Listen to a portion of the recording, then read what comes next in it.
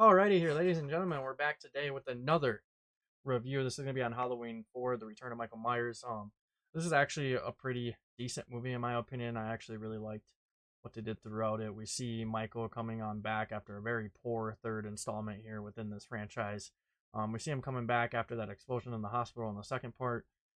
He ends up hearing about Laurie's daughter who's alive. I think this is the timeline where Laurie's dead, if I'm not mistaken. I don't know. The timelines get a little confusing, and I always have to watch breakdown videos just to like refresh myself. But um, we see Michael Myers finally back within the franchise, which then leads to him kind of tracing down her daughter within this movie. And we see Loomis back here within this movie. He had a little brief encounter with Michael at the gas station, and then we just basically see Michael trying to make his way back to Haddonfield and search for Laurie's daughter.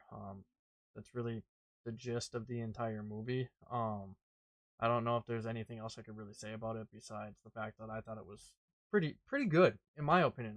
I know I don't go too far in depth. I don't like to spoil movies, and I don't like to break it down like that. I just kind of like to give my you know easy thoughts on it. And my thoughts are that this movie is actually a pretty good movie. I'm probably gonna put it in the third spot right now, just due to the fact that we don't see Laurie within this movie, which kind of is a downer for me because that clash between her and Michael is great in my opinion, and it's one of the better ones within a franchise of this length.